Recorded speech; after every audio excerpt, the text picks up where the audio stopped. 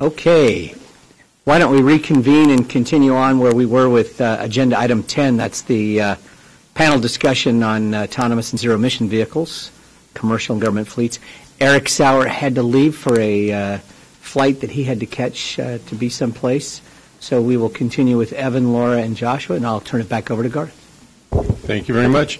And again, if there's any other question that the TAC members would like, but I've got a few more. And for Joshua, as a regulatory body, does ARB have the ability to require vehicle data communication requirements, such as like via telematics of automakers? Do you have the regulatory authority to require that?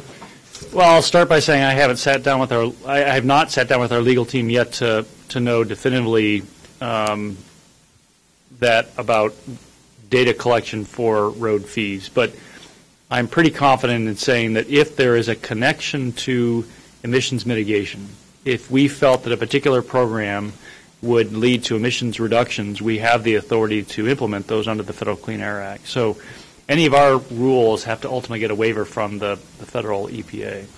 So if we feel that there's a justifiable program, and in this case the question would be, would ARB choose to do new types of vehicle data collection requirements on automakers that would lead to the ability for road collection fees. We would have to show that there's a connection to emissions benefits for that kind of a program.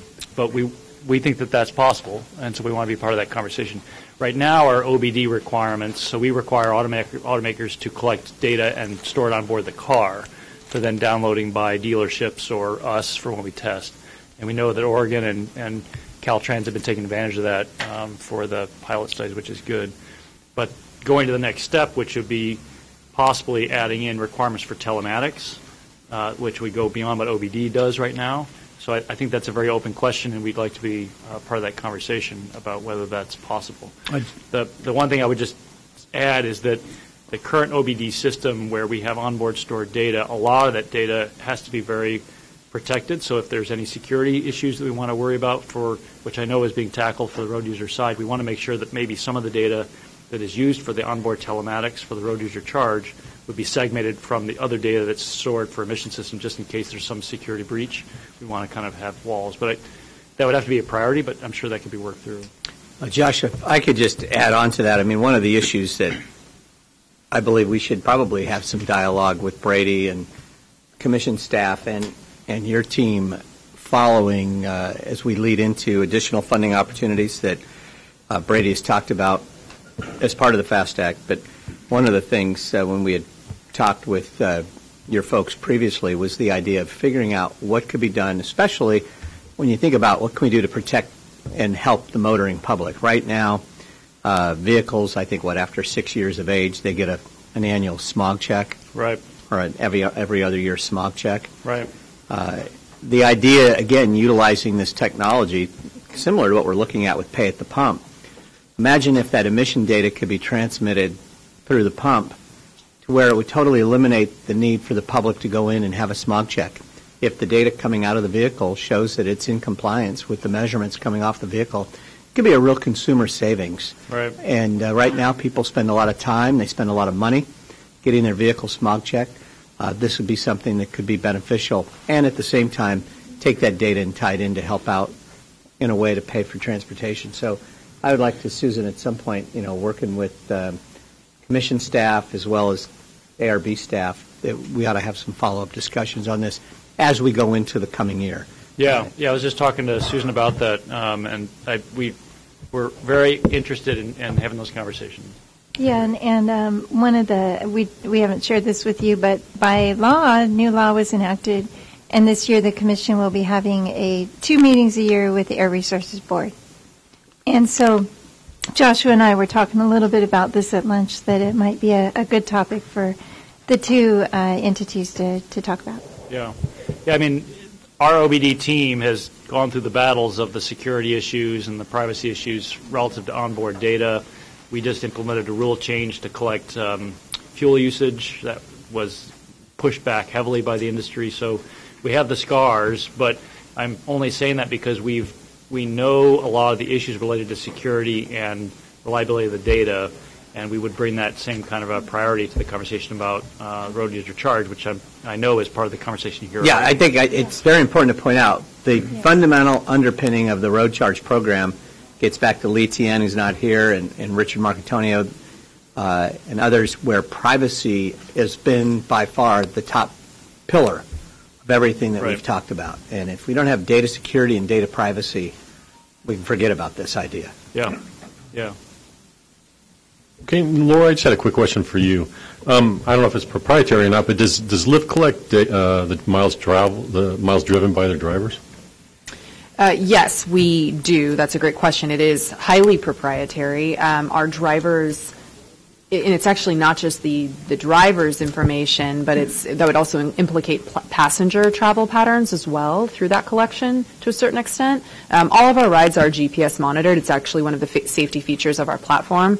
We also have to report to the Public Utilities Commission, the California Public Utilities Commission, different data sets on an annual basis that do include pick-up and drop-off zip codes and include some miles traveled, but it is all marked confidential at this point. Especially in our extremely competitive market, that kind of information could reveal how successful we are in our, investments and how well we're doing as a privately held company right now. So not only are we concerned about from a proprietary perspective, but also the personal data perspective as well, just because a lot of that does implicate, where pickups and drop-offs happened, and that could not only reveal a driver's patterns, but also it could reveal a passenger's patterns by reverse engineering. So there are actually a number of privacy concerns there.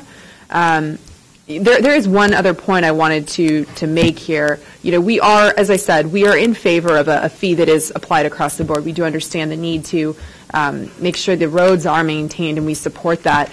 Something we've talked about more publicly is a congestion pricing model, and I know that's not exactly on point to the road charge road per mile fee we're talking about, but congestion pricing across the board that incentivizes shared rides, that incentivizes EVs, that incentivizes traveling during off-peak hours is very much something Lyft is supportive of. And, I know that may not be exactly what this group is focused on, but I think it might be, some sort of solution that could work together with a road charge or leading up to a road charge. So I just wanted to add that as well. Okay, great. Thanks. I have a question. So I've just been wondering, I've been at meetings where they are saying, this is coming back at us. Okay, I'll just back away from that or whatever. So where they're saying that, generally they're saying that we will be giving up our private vehicles. This was said at a CalCog meeting. Jim was there anyway. Where 80% of, I think they were talking about Californians, would be giving up their private vehicles by 2030. I mean, because that really struck me, because I live in a rural area and I don't see it. But, but they were talking about, the Bay Area and maybe Los Angeles. So I was just wondering if, in your business model, if you could share this, or maybe just in a general sense, are you anticipating more congestion on the road because there's so many Lyfts, so many Ubers, or so many things like that? Or because, I know people have feared that and complained about that maybe people just go for rides with things like this. So I just wondered what you're kind of planning in your 20-year plan, say, for amounts of vehicles. That's a great question. We do aim to make vehicle ownership optional for people so that maybe they give up their second car in their house. We want to help make people get to transit easier. The biggest destination in San Francisco for our rides is public transit. We see ourselves as a partner for increasing public transportation options and decreasing congestion. We've come out in support of Senator Wiener's very controversial Bill 827 that didn't make it out of the Senate last week, but it was a bill that would increase affordable housing near public transit stations. We're very much in favor of urbanizing California to the extent that people are living within public transportation or walking distance of where they work, which we see as a major contributor to congestion. So, yes, we want to make car ownership optional, and we're but we're here to support public transit and getting people to share the ride, share the road.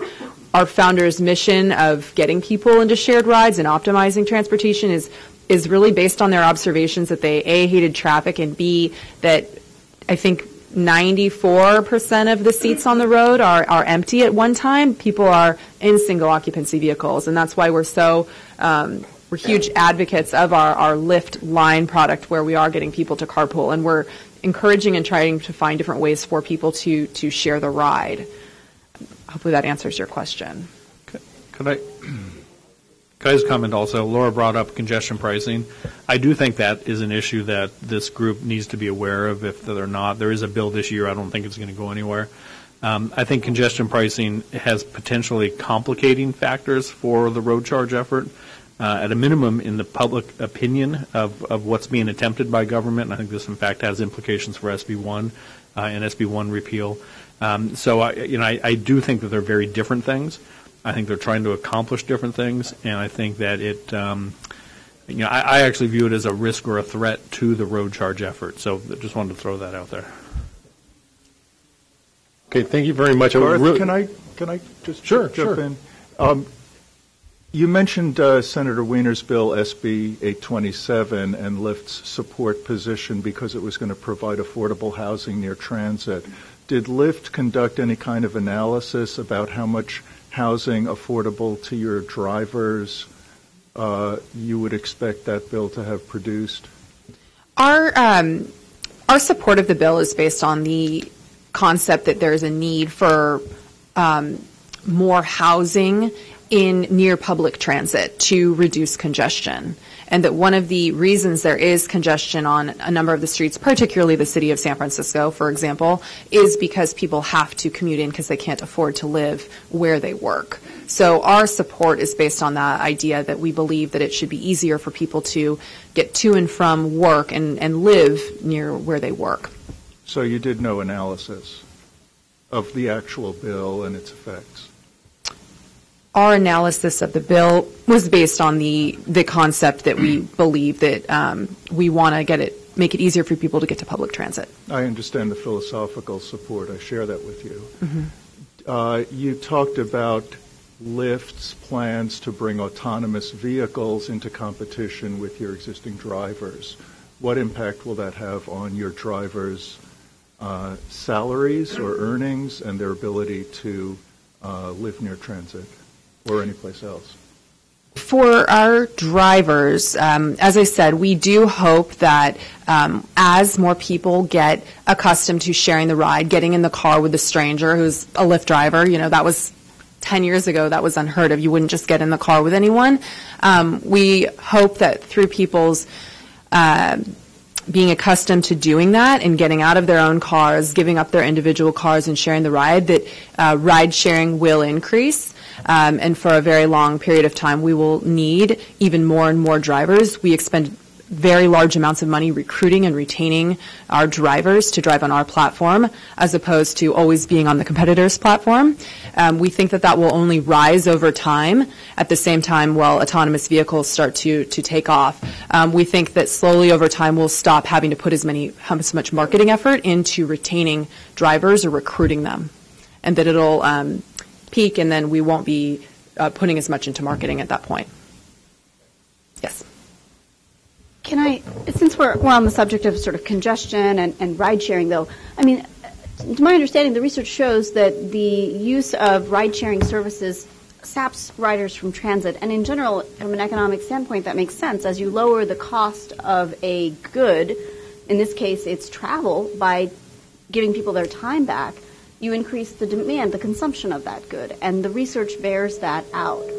I think recent research showed that, there's a 6% reduction in the use of buses and a 3% reduction in the use of light rail in many cities, in general, where ride sharing exists, and that a lot of travel and trips that wouldn't have been taken are now being taken, things that would have been done by foot or just foregone entirely.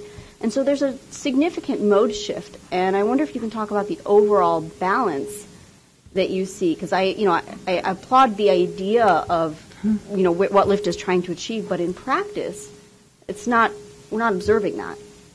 Yes, that's a great question. The number one, as I said, in San Francisco, the number one place where our pickups and drop-offs take place is at Caltrain, where people are coming and leaving the city. It is the number one place people want to get to. With that, I do see what you're saying. I would question, though, whether it's an actual causal relationship or a correlation. And, I would question whether the reduction in gas prices, the affordability of vehicles, the economic change is possibly a reason people aren't taking public transit, that they're using their own individual cars as an additional factor for you to consider. Okay. Well, thank you very much, panelists. Really appreciate it. And that's all the questions I had, unless, Chair, you had anything else you wanted to add for this panel? Okay. Could I ask one more question that just occurred to me? This is for Mr. Cunningham. It seems to me that when it comes to paying for California's transportation system, which is what we're here for, that the single biggest medium-term threat is the proliferation of electric vehicles or non-gasoline diesel vehicles. And that's pretty much state policy now to encourage the proliferation and the penetration of those vehicles, which lends some real urgency to what we're doing. You've said all this. The governor has had what I'd always considered to be an aspirational goal of 5 million. I think it was at 1.2 million by 25, and now it's 5 million by 30. Yeah, 1.5 by 2025. 1.5, thank you. But it's 5 million by 2030. It's in the scoping plan. So it's becoming, through the accretion of state policy and regulatory behaviors, it's becoming much more, it's less aspirational and more real. So my question is, and 5 million is a big chunk. As you said, it's what, 12% of the... Roughly 15%. Okay, 15% of, and right now, the annual sales of electric vehicles is, is it 5%? It's in California. Okay. Nationally, it's much lower, but okay. in California, it's about 5%. So here's my question: what are the air boards? This will have to happen probably, at least initially, as a function of public policy. The California drivers will not, on the natural uptake from 5% to 15%, without a lot of public policy encouragement. What are the public policies that the Air Board will be suggesting in future scoping plans and put before the legislature and future governors to accomplish this 5 million vehicles by 2030? Sure. So a couple of answers from the regulatory standpoint, which is my program. We have the ZEV mandate in place right now. That's probably the most firm policy and probably the most gives you the most definitive confidence that we're going to get towards that target. Our ZEV mandate increases in requirements up to the year 2025, and then it flatlines at that point. So we don't have increasing requirements past that point, but it remains flat.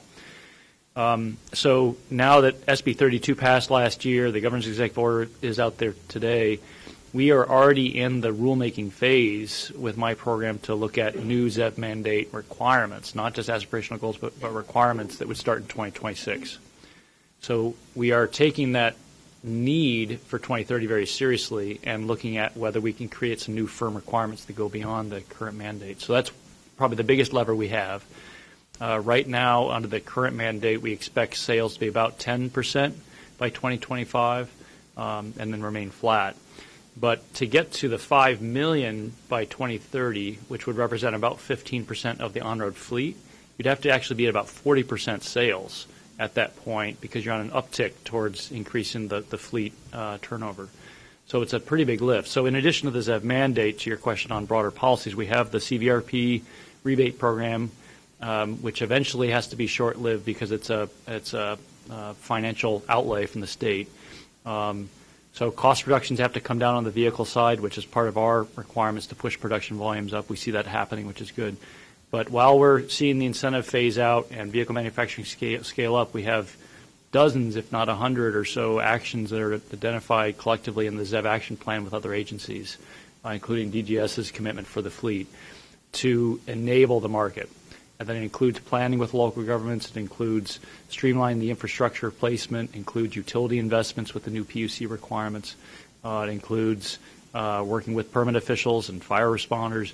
There's dozens of things that are being done to grease the skids for the market. But ultimately, it comes down to the consumers and making sure they're running to the dealerships to get the vehicles. And 5% is nothing to sneeze at, but 40% from now to 40% by 2030 is a big lift. And so a lot has to be done to make that happen. And we're making the right steps, but more is going to be needed. A lot has to be done is a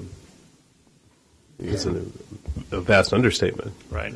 Yeah, and ultimately, to get to that scale of market demand, it can't come from a big stick. I mean, we want the stick to be there from a regulatory standpoint to create a foundation, but to get to that scale of market demand, you have to have consumers really wanting those products above the other conventional cars. 40% sales, at that point, the product has to be very attractive for the average consumer. I mean, that's almost half of everybody going to a dealership is wanting one of these cars. So at that point, the costs have to be down at the vehicle level. The household has to be able to see that it's obvious that they're going to get savings over the 5 or 10 years of that car. Fuel prices for electricity and gas have to be a nice, divergence. So that's just to say we'll have the stick, but the market conditions have to be right.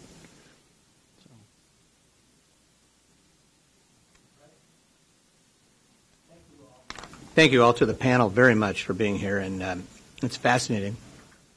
I got to just tell you, Josh, as somebody who's been driving an electric car now since 13, I say this all the time, nothing beats leaving the house every morning with a full tank of juice. Yeah.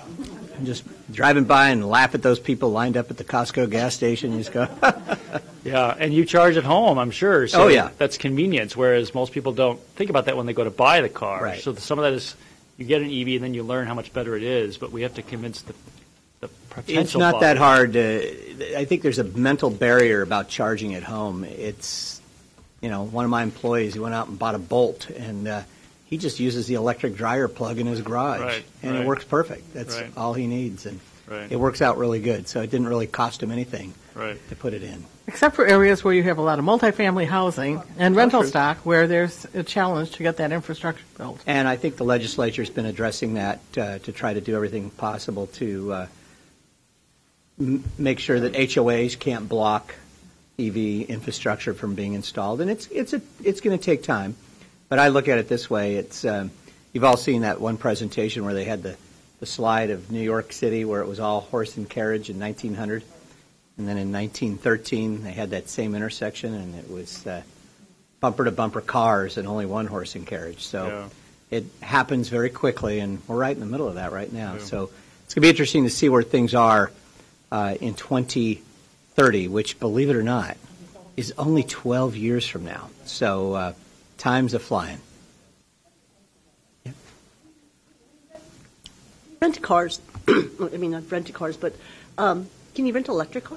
Sure. I've never seen that or noticed that, maybe just in our rural area. It's more of an exclusive thing for some of the companies that'll do Teslas, but more and more, I mean, I'll tell you, I don't know, Laura, you might want to speak from Lyft. I know both Lyft and Uber, I understand, are now trying to deploy more and more electric cars to their drivers.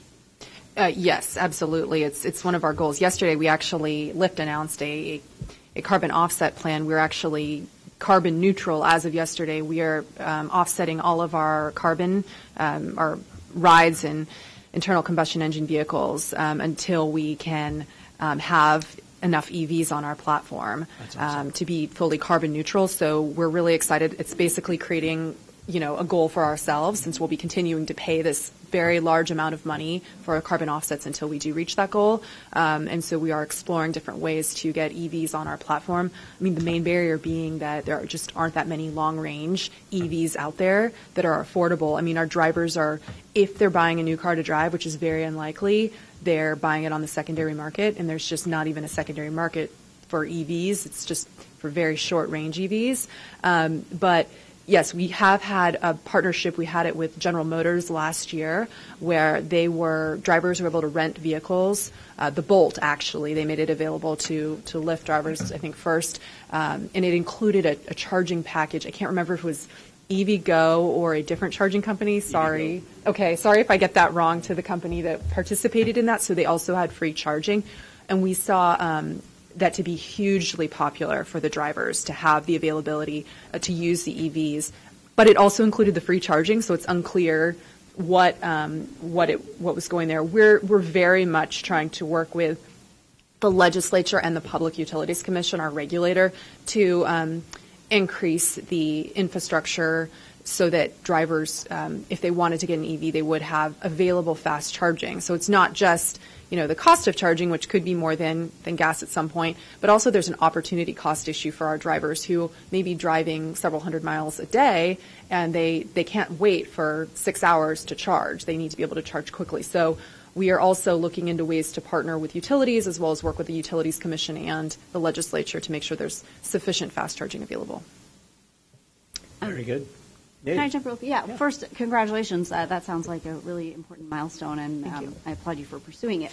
I just wanted to follow up my earlier comment. I didn't like throwing out research says without telling you what research that was.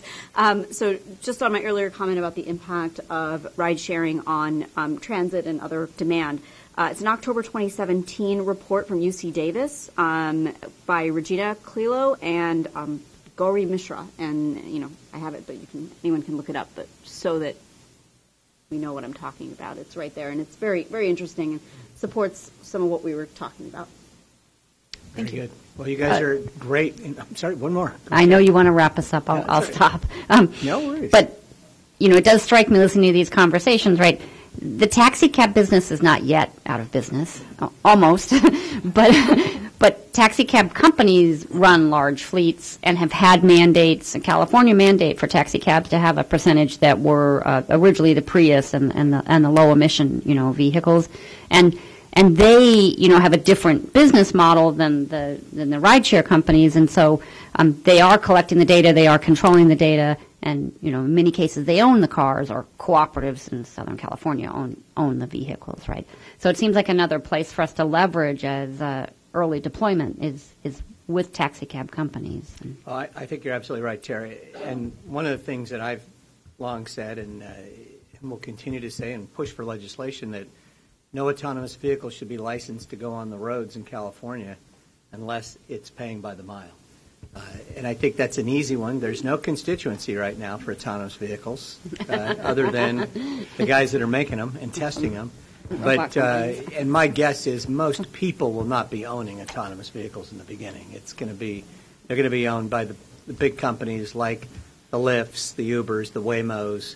Those are the folks that are going to own autonomous vehicles in some form of a shared fleet to begin with. And I would just add, the observation about taxis is accurate.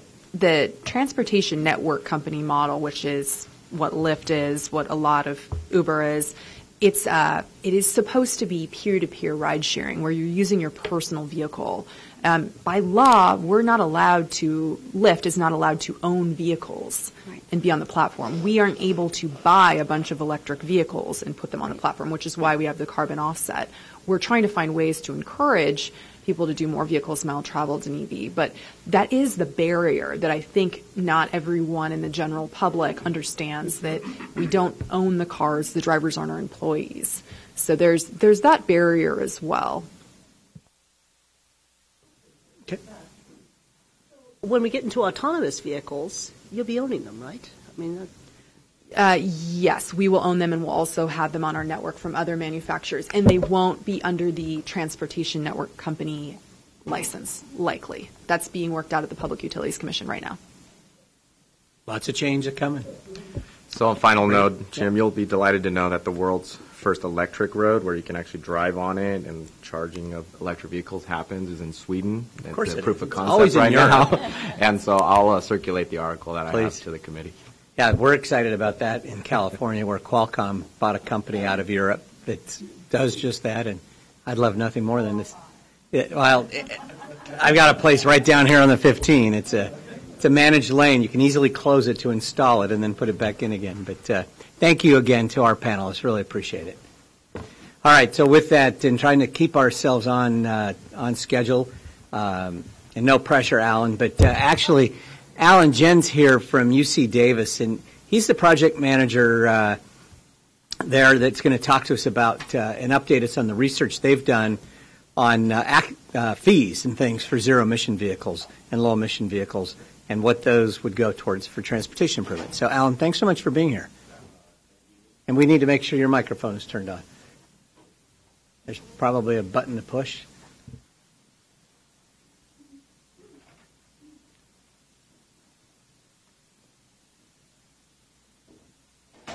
Hello. Great. There you go. Thank you. Yeah, thank you, Chairman Daffer, and also thank you, Garth, and the rest of the Commission for inviting me for this presentation. And I just wanted to provide a quick note on the UC Davis study that you mentioned. I was actually fairly involved in that report, so if anyone has any particular questions about that, I'd be happy to address them. So as has been mentioned several times, the Institute of Transportation Studies at UC Davis has been required by the legislature to make specific recommendations on raising revenue for zero-emission vehicles. And so as part of SB1, which most people know as the sort of gas tax increase, there was also a $100 annual registration fee levied on new electric vehicles starting in 2020. And so our job is to assess the impacts of that registration fee and then assess potential alternative mechanisms with which we might use to raise those funds. And to provide a bit of context, California is not the first state that has looked at incorporating registration fees. So nearly 30 states in the U.S. now have various levels of annual registration fees. I do want to note, if we take a look at the numbers, $100 per year, and as was mentioned earlier from ARB, with 5 million vehicles on the road in 2030, you're talking about a substantial number of vehicles that will be paying this fee. From a transportation revenue perspective, the average vehicle in California pays about $250 to $300 a year in gasoline tax fees. And so, long term, it's pretty clear that a $100 fee is not really sustainable as we get to higher and higher levels of adoption. Yes? Why was Oklahoma's because that was my question. Yeah, so everyone, so all these states had passed them. Oklahoma's was ruled unconstitutional because they don't like raising taxes in Oklahoma. Yeah, it didn't have. It wasn't something about EV advocacy. It was anti-taxes. So in this first portion of the study, we really wanted to sort of assess the effect of this registration fee on potential adoption for electric vehicles, and we're doing this two ways. In the first approach, we've already deployed a survey of current real electric vehicle owners, asking them how their decision to purchase the vehicle would have changed. And 80% of them, approximately 80%, have no change. And there's some breakdown in terms of wouldn't buy a car, would have bought a conventional gas car instead, and would have bought an alternative electric vehicle. So that comes with all the sort of caveats that are associated with getting respondents from a survey. We also want to do an empirical measure using the actual sales numbers, because the registration fees have been implemented across a different number of states at different periods in time. That provides a lot of what we call discontinuity that lets us observe the effect of a registration fee on sales. And actually, one of Marty's students is helping me with that particular analysis. The second portion of the study is to assess alternative funding mechanisms, and I think this is where there's a lot of sort of overlap with this committee. So there's a electricity charge, so that's $1 per kilowatt hour. You can think of that as very sort of equivalent in form to gas tax. Instead of charging $1 per gallon, you're charging $1 per electricity amount. Energy fee, which is $1 per gasoline equivalent. It's a technology neutral type of fee, and this lets you basically assess a fee that still captures one of the mechanisms within the gas tax, which is maintaining efficiency, externalities, and capturing that pricing. There's the road charge, which you guys are all intimately familiar with. And then we also have some discussion about potentially advanced road charges incorporating other pricing mechanisms, and these include some of the topics that the panelists had brought up earlier, so including efficiency, occupancy, congestion, and I'll talk a little bit about how that relates in a few slides. So the purview of SB1 for our particular research project limits the analysis to looking specifically at electric vehicles, and I'm pretty glad that this was sort of brought up in the panel discussion earlier about potentially rolling this out on an electric vehicle platform. It actually offers several benefits. There are a number of shortcomings that were discussed in both the Oregon and California pilot programs that I think an electric vehicle rollout platform would help address. So first of all, there's no need to get rid of gasoline tax. This addresses the fuel transition issue. Because we're operating at much lower volumes, the rollout is substantially easier. And then you don't have any sort of administrative costs that you've been seeing in the Oregon program, where you might have to do things like refund checks, because this is operating specifically for electric miles. There's also been discussion about leveraging vehicle telematics. Because I'm sort of in the realm of electric vehicle research, one of the things that we've been looking into is leveraging this thing called the Open Vehicle Grid Integration Program. And that's a program that is a large collaboration between the Electric Power Research Institute, EPRI, a number of utilities, and automakers. This program is originally meant for integration of electric vehicles with grid platform services, but there's been a lot of discussion about voluntary standardization across automakers in order to leverage benefits such as that they'd be able to receive, such as the low carbon fuel standard credits.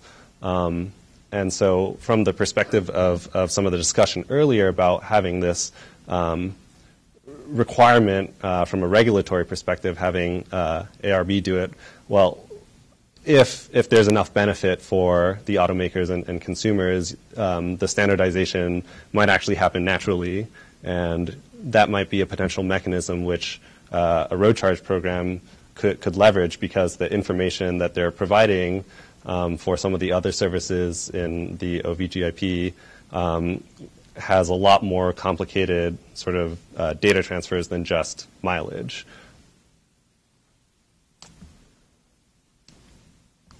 One of the things that I hope this commission will consider is that the fee amount should be flexible. We held a workshop earlier in the year, and one of the prevalent ideas was to maintain something like scaling the fee to some sort of energy consumption or revenue target to stabilize funding for transportation agencies, so you wouldn't have large fluctuations year to year. And then from a more sort of futuristic perspective, I have a student working on looking at how the fees are going to change under different scenarios of automation, electrification, and shared mobility. So we've been sort of touching on this issue through the panel discussion, but in terms of actually what you would need to set the fee at to maintain a specific revenue target is going to change very dramatically as you see sort of large shifts in VMT. And so being able to keep that fee amount flexible should be strongly considered when developing this program. So for this particular study, just to provide a brief outline of the schedule, we're hoping to send out a draft report for feedback amongst any interested stakeholders at the end of May or beginning of the summer. We'll be convening another workshop at UC Davis in the middle of the summer, and then having a final sort of dissemination for solicitation before submitting the report to the legislature at the end of the year. Thank you.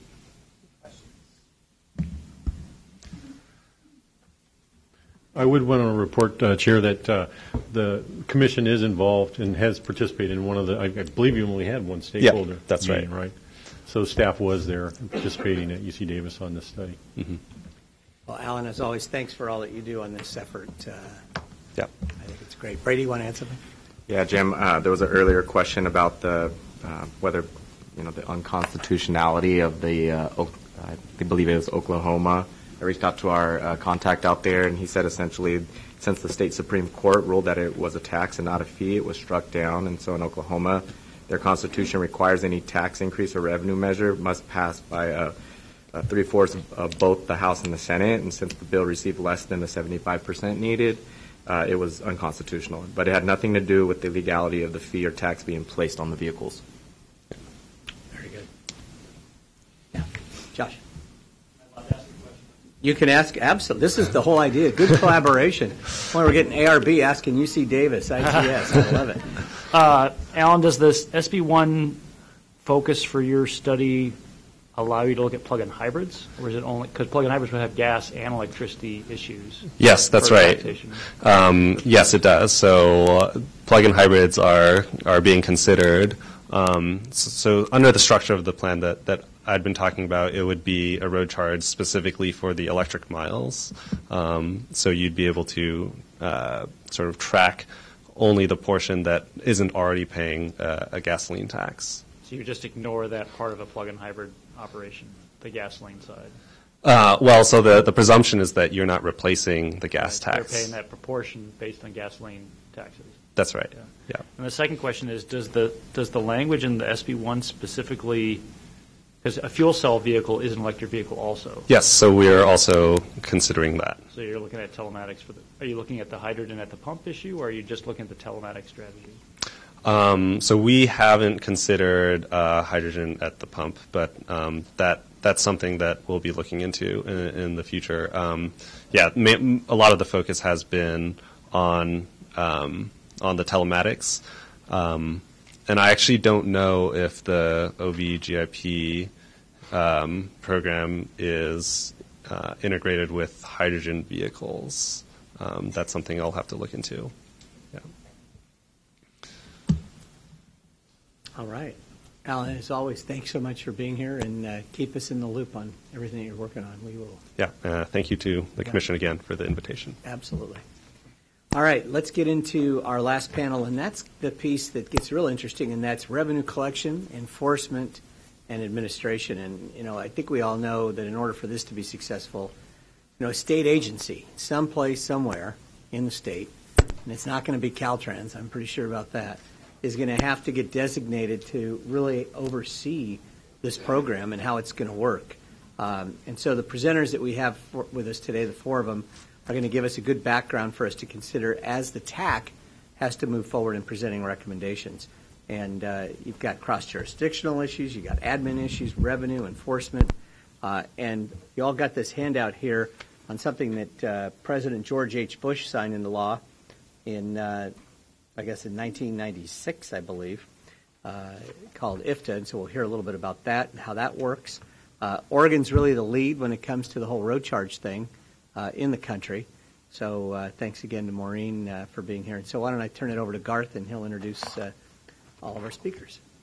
Thank you very much. And for this last panel, it will be more of a formal kind of presentation type of panel. I would ask that the TAC members hold their questions until after each of the panelists have had an opportunity to make their presentations. And as was mentioned, that administration of a road charge is going to be instrumental before one can get going. So this is a very important issue to be considered and discussed. With that, I'll just kind of introduce the panel members real quick. Tim Ford is an administrator with the Motor Carrier Office at the California Department of Tax and Fee Administration, and Tim will give an overview of the IFTA, or the International Fuel Tax Agreement. That's kind of the sticker that maybe you might see on the side of the trucks, and I always kind of wondered how that worked, from a multi-state. And there's going to be some interesting kind of parallels potentially on how we would collect a road charge across state lines there for us. And then Maureen Bach, as was introduced earlier, is the program manager for the Origo program. And then Susan Marinovich, thank you, is the Global Highway Solutions Director at Jacobs Engineering. And Susan will provide an overview of the study that Caltrans is currently working on. And we'll be discussing a little bit more in depth, I'm sure, in our September meeting, as I mentioned. And then lastly, we have Andrew Conway, who's the Deputy Director at the California DMV. And he'll give us DMV's perspective on those issues. And with that, I guess maybe we just go down the line. Would that be okay to start with Maureen first? And would you mind, Maureen, maybe each of the standing up there at the podium, please?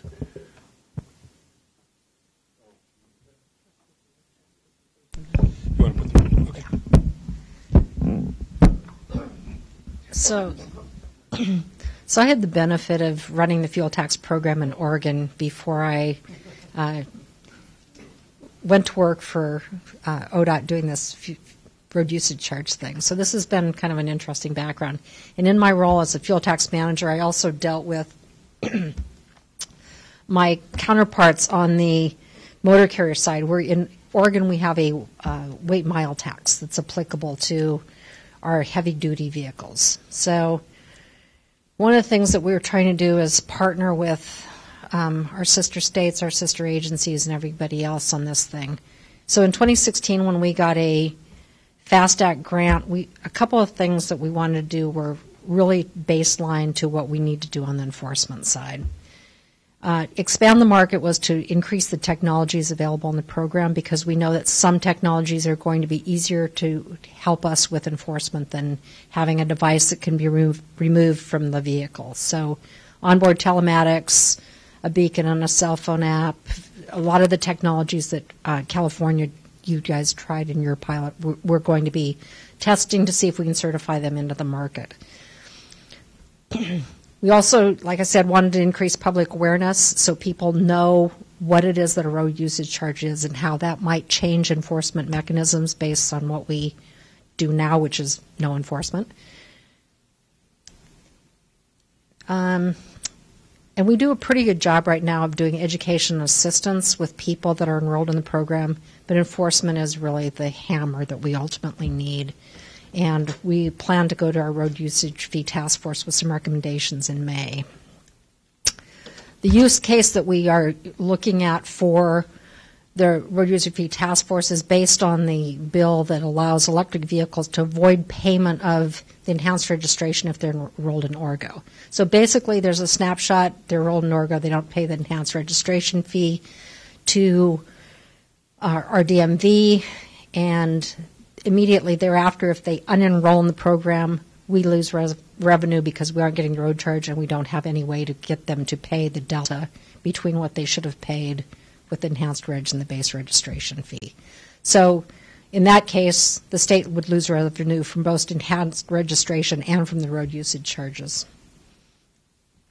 So the options that we have are cancellation of registration, non-renewal of registration. We're going to talk to them about civil penalties on some kind of graduated basis, suspension of driving privileges, and all of these, Andrew can tell you, have downsides to them for what these things are intended to do. We've talked about vehicle liens that would be a lien on the title that would be payable at transfer to lift that lien. Not that we want to repossess vehicles or have a used car lot. And then some kind of cost recovery for fees. In all cases, there would be a right to have a hearing, of course.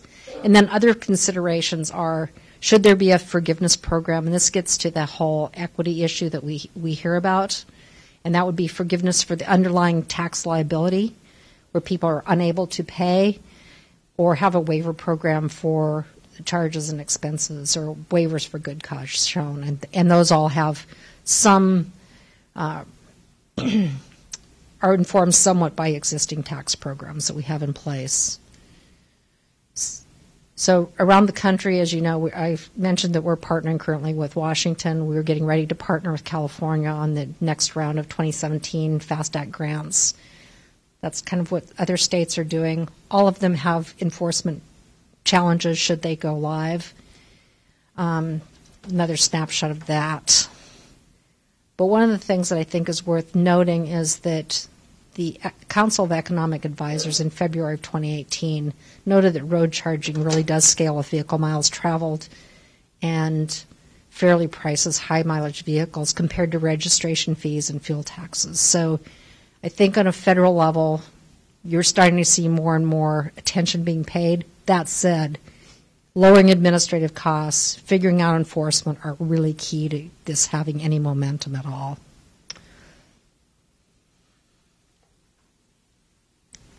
And there's my contact information. Thank you very much. And with that, I would want to mention, as Chairman Daffer kind of mentioned earlier this morning, that the transportation commissions from Oregon, Washington, and California will be meeting in August. And kind of touches on one of her slides there. One of the things that staff is proposing is that a joint letter would be coming from those three commissions to USDOT, and then also our congressional delegation supporting more of a national, robust, national look at road charge. So with that, turn it over to Andrew.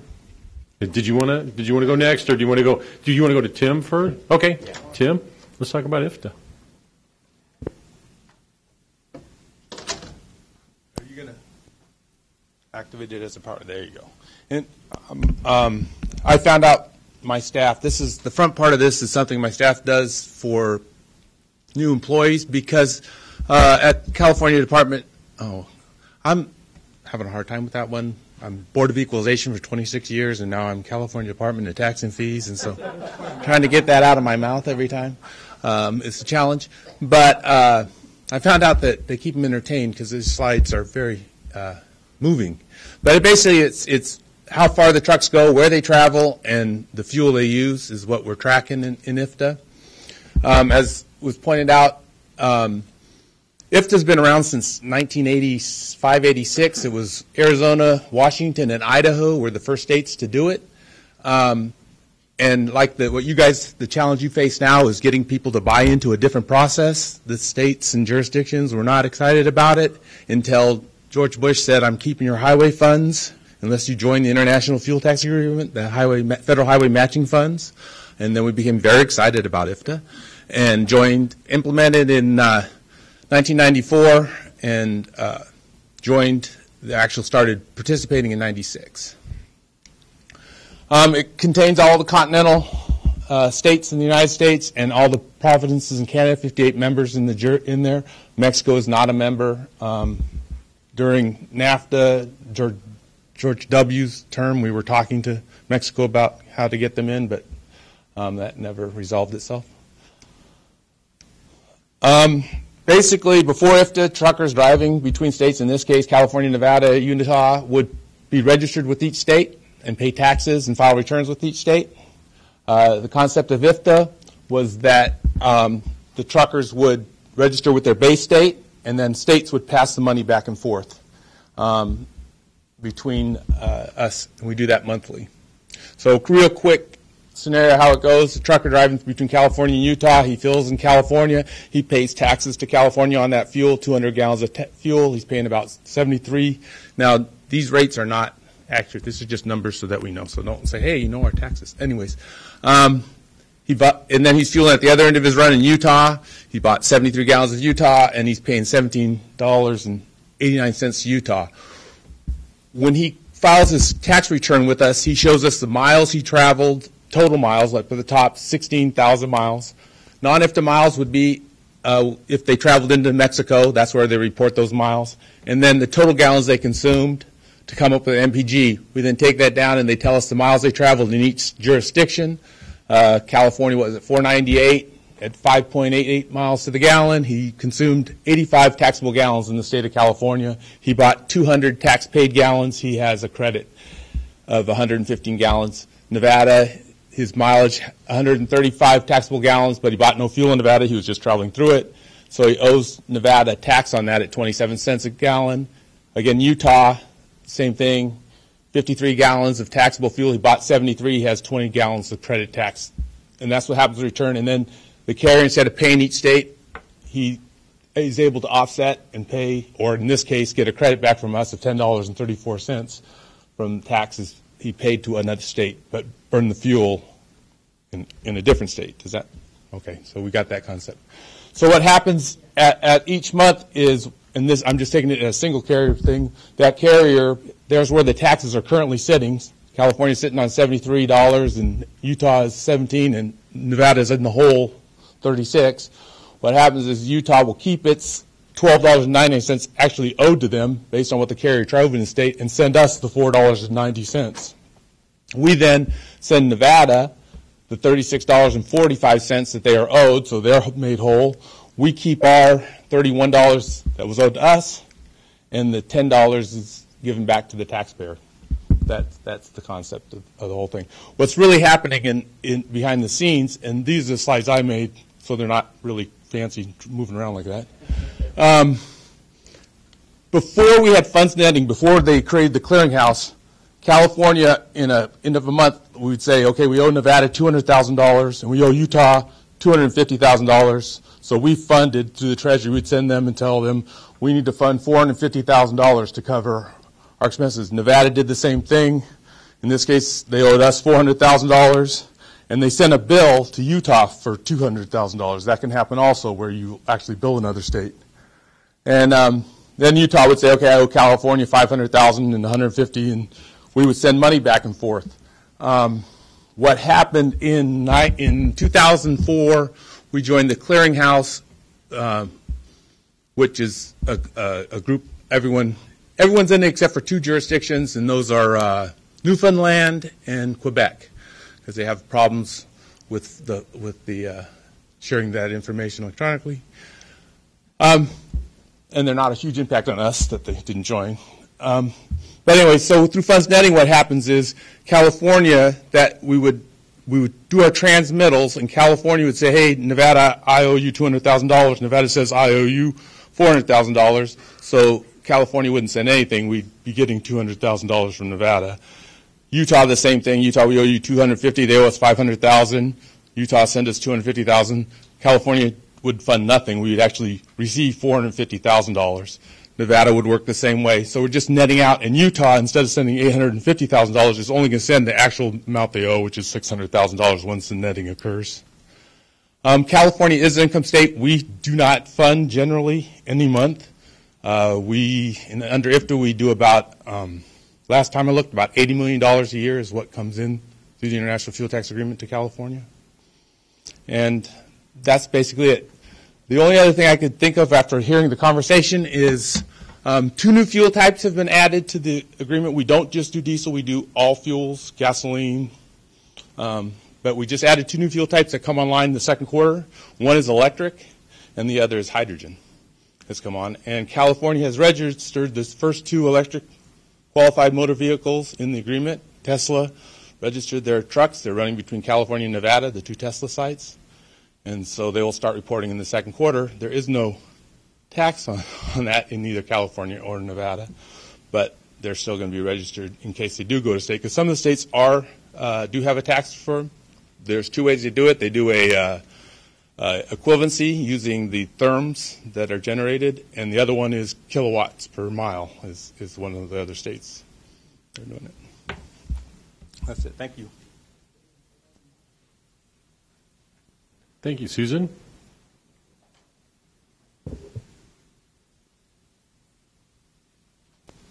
Thank you. I'm going before Andrew just in case I say something wrong, then he can swoop in and make appropriate corrections. So, again, Susan Martinovich with Jacobs. And we're helping Brady and the Caltrans team in the research as part of the grant project. And so just building on a little bit of what Brady had indicated is that Caltrans did receive the federal funding to explore components that weren't included in the original project. So these are considered enhancements.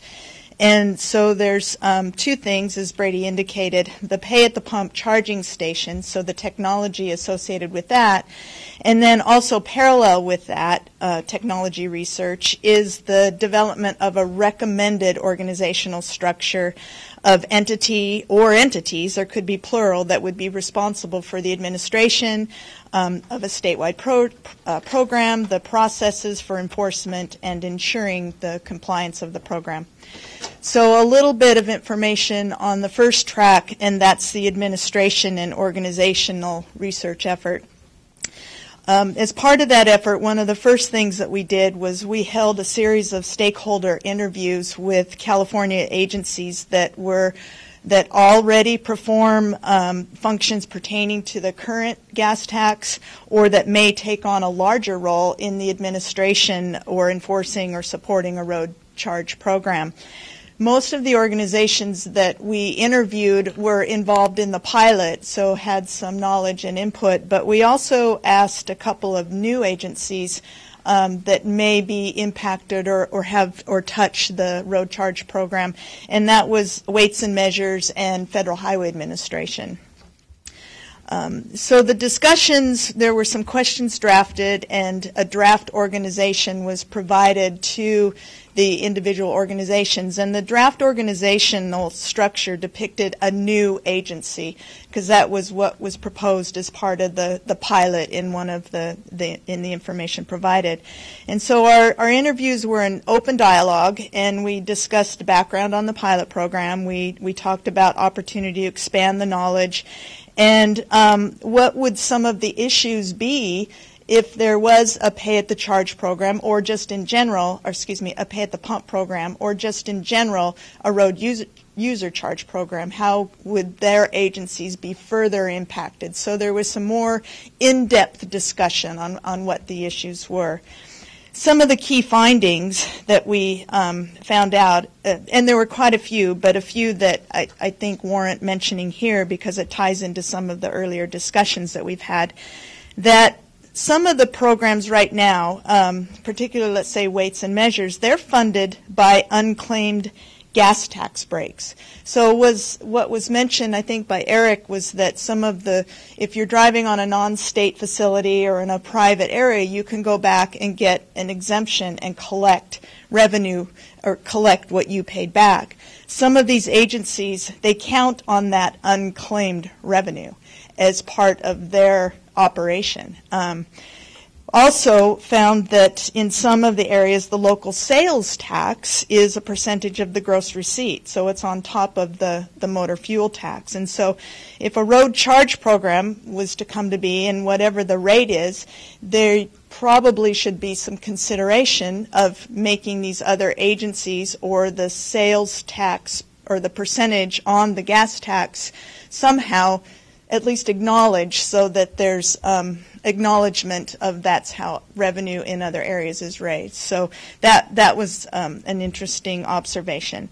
Also, there currently is a system in place for enforcement. If road use charge was just kind of added on as one more area for, let's say, the highway patrol, if it was tied to registration, then it was felt that there really wouldn't have to be an increase in a lot of administration. However, if it wasn't tied to registration and maybe it was tied to another area and some of those were discussed, then maybe a new process would have to be brought forward and developed, and that could increase the administration costs. And I think, Maureen, you mentioned that administration costs and enforcement were a big part of it. So that's something also that we need to consider, as well as how much leakage where you don't really, you expect people just aren't going to pay, or can they pay? And what are the penalties?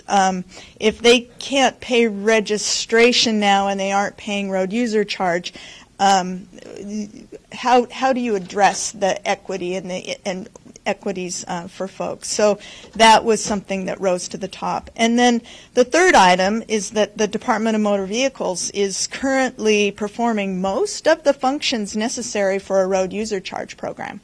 And if they can leverage what they already are doing, then there could be benefit in the ability to reduce the administration costs that aren't versus a new agency. So with discussion, and that was just something that was brought up, our next step was to talk to DMV, just explore the option, explore what are some of the issues of that. And so we had an initial meeting with the DMV leadership, and then subsequently had meetings with the DMV subject matter experts, and those were with the administration and revenue collection folks, also with the audit and enforcement folks, and then it was mentioned commercial account managers, because they're the ones that are overseeing possibly the vendors of this, and then state account managers. So just had some discussions and topics of what would work, what are you doing now, what's your function, what do you see changing, and so right now, we're in the process of summarizing those discussions, and then we'll circle back with the Department of Motor Vehicles leadership and let them know of our findings and see what the concerns are, and then move forward with some recommendations. And so our final report will be a proposed organization and that addresses the function, addresses the flows, that will also include the administration, the collection, and the enforcement. So those three areas in there. And then just briefly a little bit on the technical part of it. As Brady said, there were 11 responses to our RFP. 4 vendors were shortlisted to interview. Interviews were early this week, and so then there'll be a concept of operations. But some of the questions that are coming out of that is, who's going to install? What is it that's being installed? Who maintains? Who will provide updates as technology changes? And then who will certify? So, and that certification and auditing goes back into the administrational organization part of this research. So that's how we're moving forward on the research and working closely with Brady and his team. Thank you. Thanks, Susan. That was a really good synopsis of the work that we're doing. I do want to clarify just a couple items that, as we dove into this research, we're not looking at it as a recommendation on a specific entity to take this on. We just thought, through our initial work with the interagency work group from the pilot, that there were just a lot of synergies with the Department of Department of Motor Vehicles, and primarily because thinking about it from a vehicle perspective, they have the vehicle registry, right? Also, that we see some synergies with their business partner automation program. So that program right now, Andrew's very familiar with, but they're already doing business with third parties, and some of them are already acting as account managers. And so that's, I think, why we wanted to dive a little further into some of the functions that DMV already does. And just to clarify that, when we did interview these folks, we didn't ask them the same questions that we did in the interagency work group from the pilot. This was certainly an enhancement of it. We asked, a deeper, richer set of questions than we did in the original, interviews with our interagency work group. And so, really, our goals are to, identify, whatever that structure is, but a structure that best serves the traveling public, but also minimizes administration or administrative overhead. And that's something that, is a finding in the pilot report. You will see that there. So just a couple clarifying notes. Okay, and then, Andrew, is there anything you want to add? Good afternoon. I'm Andrew Conway. I'm Deputy Director of Registration Operations at the department. Thank you for having me. Thank you, Brady, for correcting Susan. So as she predicted, I didn't have to. I just wanted to give you some idea. Brady talked about the synergies between our department and this program, and I don't know, I guess we've been kind of told we're the best at this, but we kind of admit that as well. We already speak to our 30-plus million vehicle owners in the state of California at least annually, and we already have a payment relationship with them. They're all very aware of what they pay us. To give you an idea of the kind of numbers that a big talk about this is the complexity of the new collection process. So to kind of give you an idea of the collection processes we already undertake is what I thought I would do, and then I think I should talk a little bit about the business partners who sort of parallel the CAM concept. We have about 34 million vehicles registered in California, and we mail billing notices about 2 months in advance for annual payment of registration. We mail about 600,000 of those a week. And then we get those back a variety of ways. People wander into our offices. They go to the auto club. They visit a smog station that is signed up in the business partner program. They send us a check in the mail. We get 30,000 checks in the mail a day. I can't believe that people are still writing checks. But and then one of the more common, the other common place a lot of people know registration is renewed is over our website at dmv.ca.gov. You can renew your car registration there. If you don't pay us, and about 10% of the people who owe registration pay late or get on our naughty lists, what we end up going through a process by which we just go get the money. And the way that process works is after about 30 days, actually about 30 days out from a registration being expired, the person will get a demand for payment letter, a note telling them what they owe, what the new penalty structure is for that, and they can pay it then. If they don't pay us after that, about 60 days out, they're going to get another letter that warns them of collection activity. And at this point, we transfer the account to the Franchise Tax Board. The Franchise Tax Board sends a series of demand letters and then simply goes and garnishes their wages or seizes their bank assets. They can do that. They have so many routing numbers and account numbers and the Social Security numbers, of course, of the people that owe us. So they just go and take the money. And to give you some idea of the kind of volumes we're talking about, I mentioned 600,000 a week from us, 33 million a year. So in the month of February, which are my most recent numbers, we've got 62,936 cases they closed. They had an inventory of about 950,000 delinquent registrations. We're doing about 1 million a year of delinquent accounts with them. In the month of February, they sent 36,000 demand notices. They levied 16,000 bank accounts, and they garnished the wages of 6,300 people. So we're a pretty effective organization in terms of collection, and we already sort of have a mature, thorough, sort of like cradle-to-grave kind of system in place. Did you want to?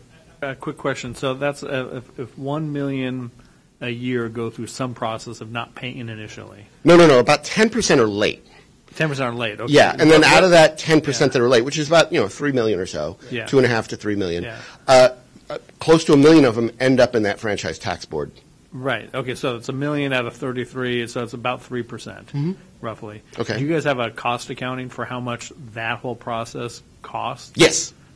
Yeah, I don't have it in front of me. Okay. The Department of Motor Vehicles budget is just shy of $1 billion a year, so it's a pretty expensive undertaking. Collection activity, anyone in both the public and private sector will tell you, is very expensive. Just sending a series of 5 or 6 letters, those are going to cost us 50 cents to $1 a pop. And then there's the time in call centers, and then the financial systems, the interactions with banks, the interactions with employers to do the wage garnishments and the levies. It's a very expensive process. We pay the Franchise Tax Board to do that through an interagency agreement, and they're authorized to do all of this activity under the Revenue and Taxation Code.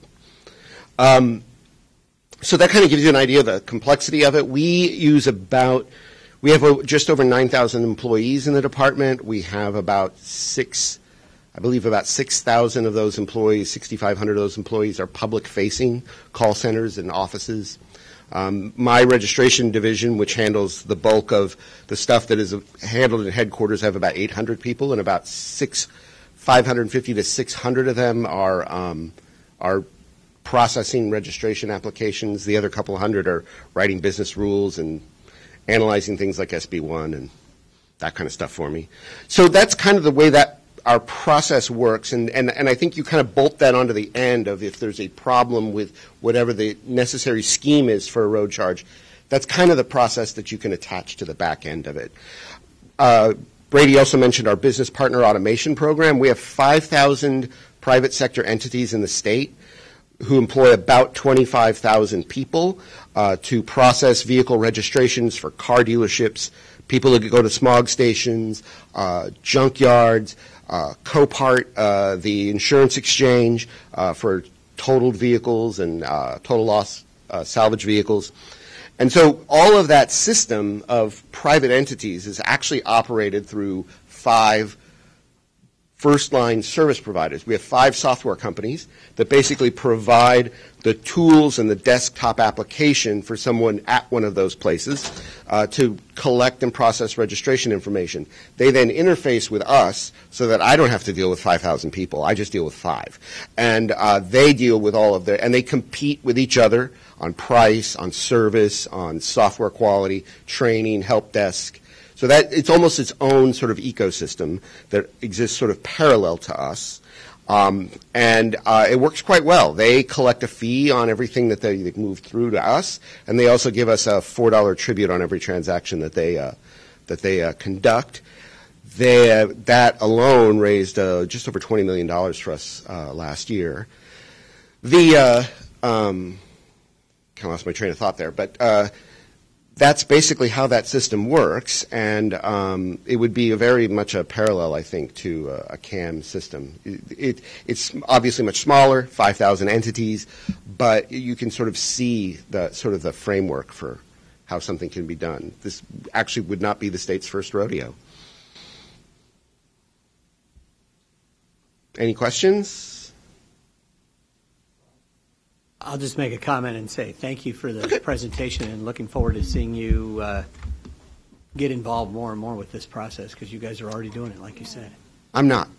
Well, I mean, I'm not. I'm looking forward to it. But yeah, we. I know what you mean. I know what you mean. We've been vol-enforced, I guess you could say. You get it by default. You get it by default. Yeah, we actually we really enjoyed our involvement in it, and I do think it fits quite well with our future. One thing I did not mention, and that is the opportunity. Susan talked about us sort of like folding that into what we do, but actually I see a road charge as the opposite, where things that we do today are folded into that. So if you have an account manager who's interfacing with somebody monthly or quarterly or something like that, you really don't need the DMV to interact with them annually. You can create sort of like a base fees that go onto an account on top of the mileage, and then, and that kind of actually becomes a little bit of a carrot for the public to not have to deal with the DMV anymore, to use the telematics. Well, seriously, with the transportation improvement fee now, our cheapest registrations are well over $100, and for a lot of people, that's kind of regressive to them because it's a flat fee. So there's a lot to be gained when you talked about marketing earlier. There's a lot to be gained from the concept of, look, you're not really getting something piled on. You're actually losing something that you probably hate even more. Well, that's an excellent thing. I mean, you think about it. If we go into somebody would pay monthly or quarterly, and it'd probably take legislation to do it, but you could take that registration fee and break it up over 12 months. It's a big priority of mine now. Yeah. So it is to try and figure out ways, and we've had a lot of conversations with our business partner community about ways that we can maybe leverage their financial resources to create monthly payments. It's very complicated, but adopting it as part of a road charge, I think, is very beneficial to the public. Very good. Thank you so much, Andrew. Garth? And with that, I don't know if any of the TAC members had any questions for any of the panelists. Okay. I just find it all fascinating. I mean, to learn from Tim and Andrew to hear this. I just have one comment for you guys to think about when you talk about putting the vehicle pulling up to the pump and paying their road charge there. The other programs my office administers is the used fuel tax, which is collected at the pump, unlike gasoline and diesel, which is at the rack, as you pointed out. And it's costly, and I probably have the most evasion occurring there because you're dealing with so many people. They come in and out of business, they're pumping fuel. And so just something to remember when you're thinking about those kind of things of ways to do it. There are some challenges when you're collecting at the pump. So I just read a stat, and I'm not going to expect you to know this off the top of your head, but there's about 15,000 gas stations in California. Do you know off the top of your head the number? I counted them yesterday. It's 14,935. Okay. I'm not sure. The agency's really looking at is what's happening is a lot of these gas stations are getting the 85 and compressed natural gas. They're putting those in. There's all sorts of subsidies for them to do that, and we're seeing these spring up all over the place. And these station operators are used to the tax being collected at the rack, so they don't worry about it because when they buy the fuel, it's already taxed. And then they start distributing this other fuel type, which is not taxed that way. And then we come in and say, hey, where's our tax on these fuels? And they're like, they weren't even collecting them. Is what we're finding. So it's a challenge. And so that's what I said. So when you get down to the rack, to that level, the individual guys that are opening up these stations and operating them, I mean, if you got the big company-owned stations, we don't find that problem. It's the mom-and-pop independents that we find the challenge. Interesting. Yeah, and as a security and privacy person, I'll also tell you, right, one of the places that your debit card is most often skimmed is in these local gas stations. So I don't feel comfortable putting any data into those gas stations. And so I'm a little nervous about this pay at the pump for the kinds of reasons that he's talking about and from the security and privacy point of view. And I would prefer to give my money straight to the DMV and to work with them than with an independent operator in a gas station. That's a great point.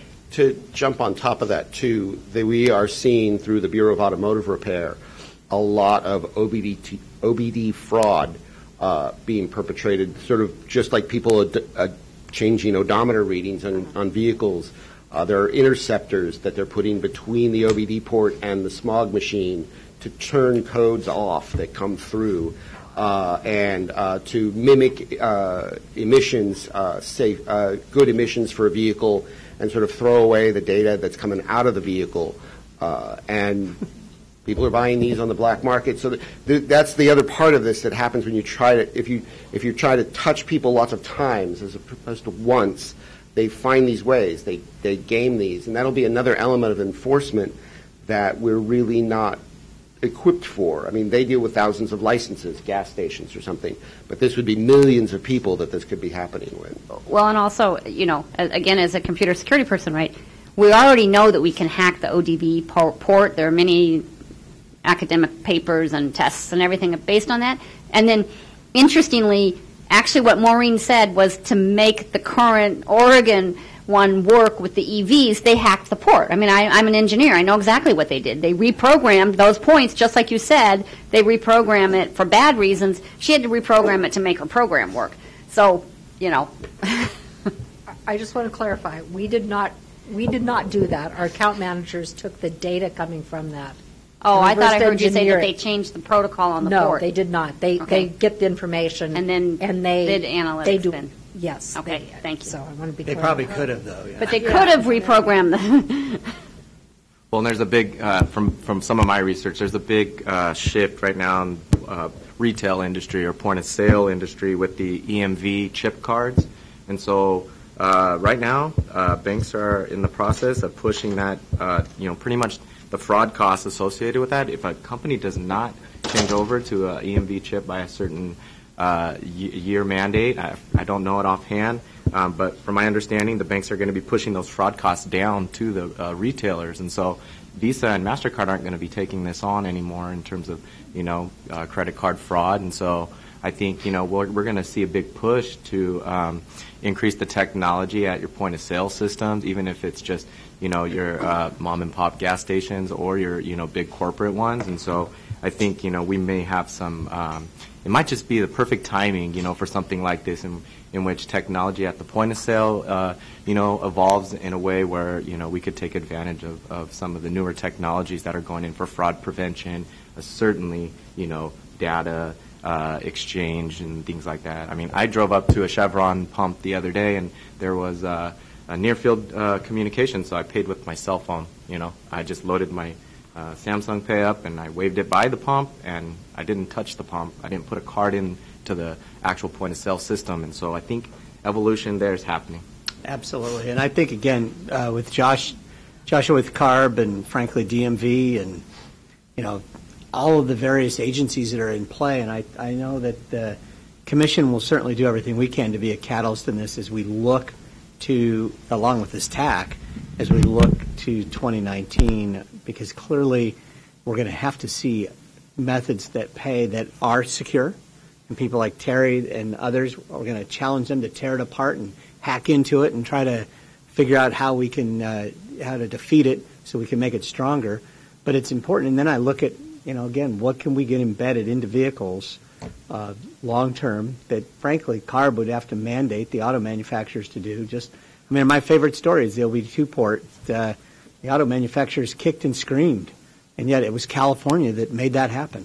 And now they're around the world as a standard to be able to measure vehicles, and it's because it's something that started here. I think there's a lot of potential that California, if we get our ducks in a row with the various agencies, we get in the room and talk, and we will do that, to where we can come up with some protocols and some standards that stay within the guidelines of the emission requirements under federal and the other rules that CARB has to follow, and at the same time figure out ways we can accommodate the data that DMV needs, the information we would need to actually transition this into a method to where we could finance our road system in a more fair way, and that's by the mile as opposed to the way it is today. Great panel, Garth. Thank you so much. I think what I'd love to do is see everybody that's been on this panel and the prior panel get back together again at a series of meetings in Sacramento where we can roll up our sleeves and really come up with some ideas going forward, and then bring in some key legislators or whatever it takes to start making this stuff happen. Any other questions or comments from the TAC members? All right. Thank you so much. Really appreciate it. Thank you, Garth.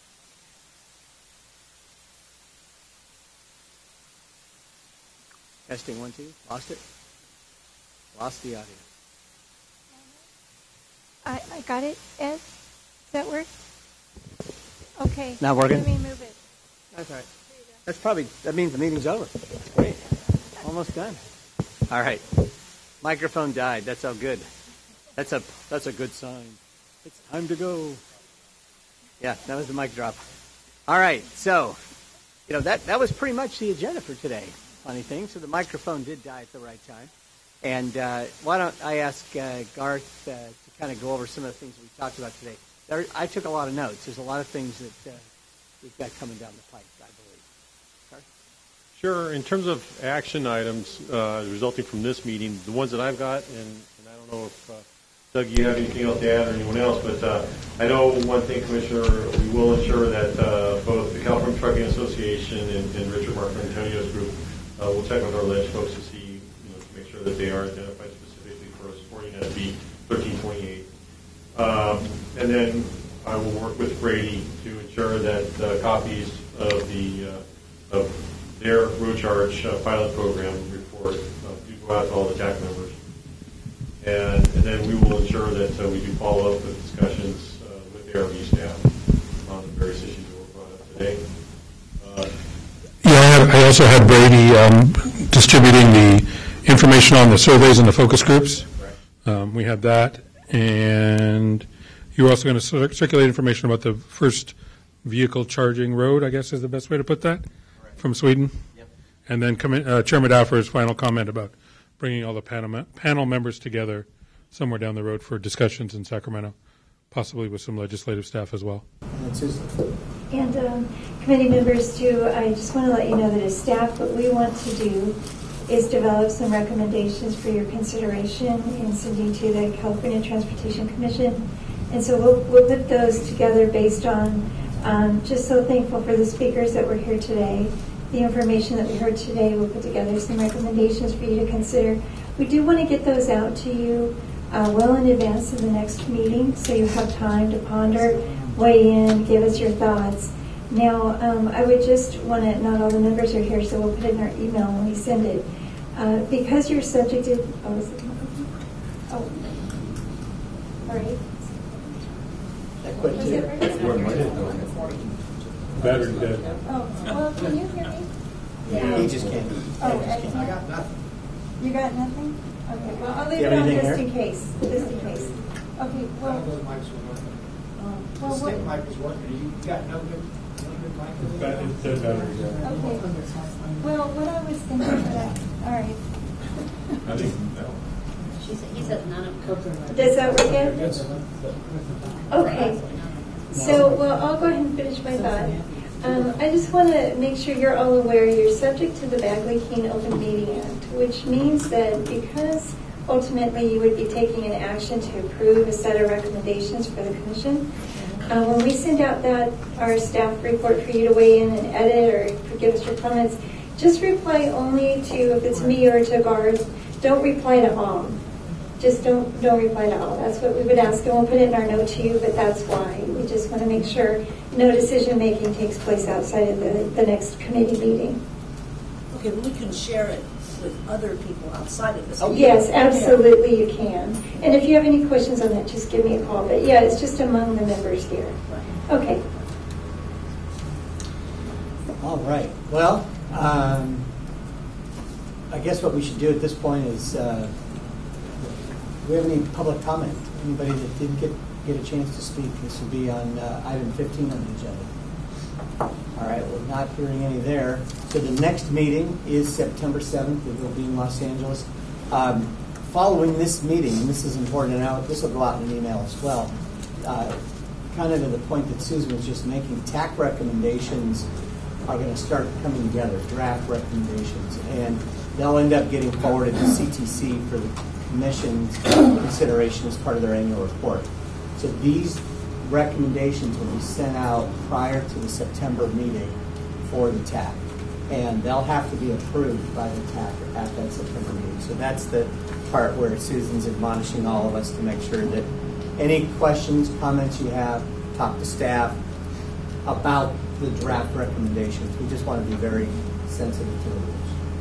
So with that, and at 1 minute till 2, sorry Ed, your audio went out, but we're adjourned. Thank you.